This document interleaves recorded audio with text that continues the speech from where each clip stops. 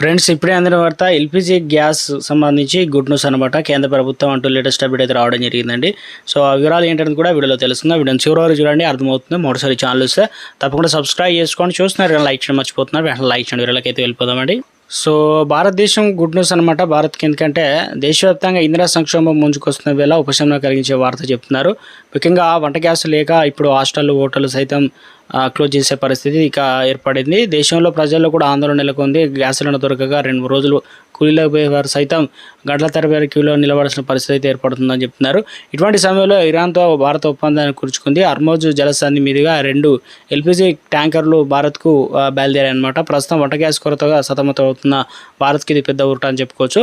Iran యుద్ధం మధ్య ప్రాచుర్యం ఉద్రిక్తలకు కారణమైంది కాబట్టి ఇజ్రాయెల్ అమెరికా దాడుల తర్వాత హర్మోజ్ జలసంధిని ఇరాన్ మూసేసింది. చమురు గ్యాస్ రవాణాకు అత్యంత కీలకమైన ఈ మార్గాన్ని మూసేయడంతో చాలా దేశాలు ఇంధన భద్రత ప్రమాదంలో పడింది. ఇదిలా ఉంటే భారత్ ఇరాన్ మధ్య పలు దఫాల చర్చల తర్వాత డీల్ అనేది కుదిరిందనమాట.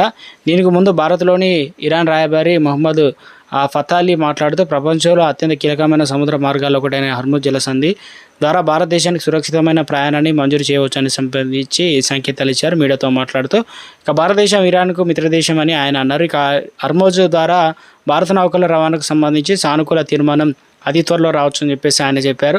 ఆ సమయంలో ఇక తమకు అండగా నిలిచిందని ఇరాన్ రాయబారి చెప్పారు. భారత్ బహుళ రంగాలలో తమకు మద్దతుగా అందించిందని చెప్పేసి చెప్పే ప్రయత్నం అయితే చేయడం జరిగిందనమాట. సో ఇక నుంచి త్వరలో కష్టాలు తీరబోయే అవకాశాలు అవుతున్నారు చెప్తున్నారు. ఇప్పటికే దేశవ్యాప్తంగా కూడా ఇంటికి సంబంధించి వంట గ్యాస్ సిలిండర్లు అందుబాటులో ఉండాలనే విధంగా చెప్పడం అయితే జరిగింది. గ్రామాల్లో అయితే 40 రోజుల తర్వాత బుకింగ్ చేసుకోవడం, పట్టణాల్లో అయితే 25 రోజుల వరకు ఇలా ఇవ్వడం అయితే జరిగింది కదా. సో మొత్తానికి కొన్ని రూల్స్ సవరిస్తూ మొత్తానికి అయితే త్వరలోనే మేలు జరుగుతుందనే విధంగా ఒక అప్డేట్